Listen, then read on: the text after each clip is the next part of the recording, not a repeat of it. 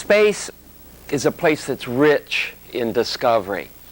And I believe that nature has a vivid imagination, more so than human beings will ever have. And the only way we will find out what she has in store is to seek it ourselves. And that's one of the fundamental driving forces for doing exploration and doing basic science. We have an orbital facility now called the Space Station. It's still under construction, but we can do science now in space in a manner that's commensurate with how we do science on the ground. By that I mean science on the ground. We typically have a mix of programmatic science, which is well-planned, well-thought-out science. It justifies your presence in the laboratory. But at the same time, you've got human beings working in this laboratory that are thinking and scratching their head about what's going on in the course of doing the programmatic science. And they come up with new ideas, and then they charge off on some of these new ideas since they're already there and they got the facilities. And I call that science of opportunity. And that's the discovery science. And we can do that on Space Station now. And what I'm going to talk about here is some of the science of opportunity that we did on Expedition 6. And my commander, Ken Bowersox, he came up with the term Saturday morning science, which I thought was a good term so that folks would not confuse our science of opportunity with the programmatic science that was going on at the time. Here we're making the thin film simply by sticking a wire loop into what I call a two-dimensional beaker, which is just a food container cut off and filled with water. And here's some food coloring added to these films. And notice that motion is not very prominent unless you blow on it. And then you can get the fluid to move, and then it stops quickly. Here are tracer particles of mica flakes, 5-micron diameter mica flakes. And you put them in the film, and you get it rotating. And there's a soldering iron stuck on the side, and you can see convective motion going from surface tension gradients caused by the heat. And you can see the fluid moving, convecting. And here you see fluid convection caused just from shining a flashlight on this. And this is really what brought the Marangoni convection to my mind.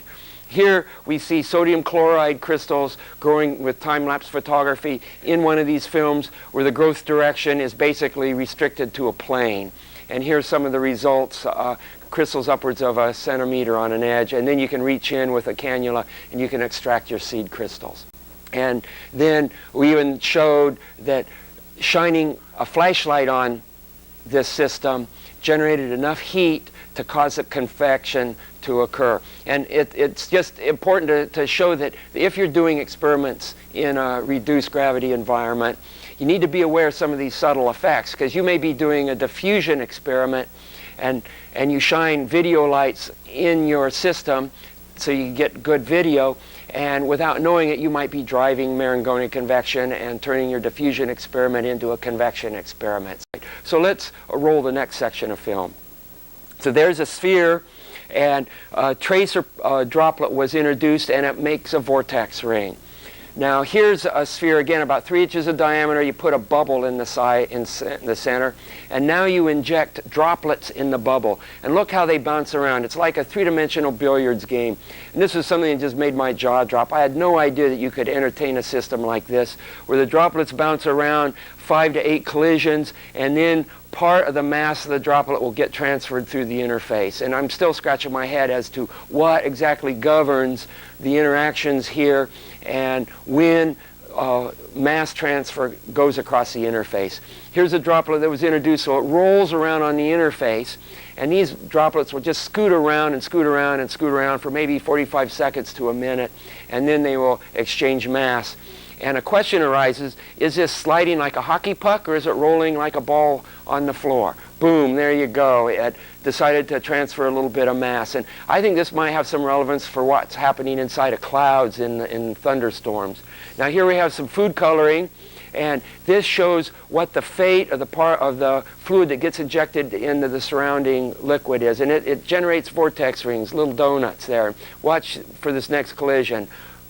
Boom, it transfers mass, it makes a little vortex ring in the surrounding fluid.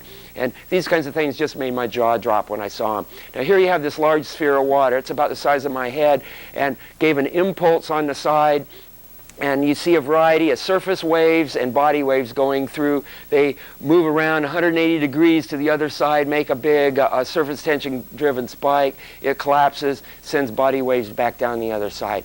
Hopefully they could be used as food for thought for other scientists that are doing research where they can see this dynamics without the complications of gravity, where students can look at these things and tickle your imagination and enrich your mind.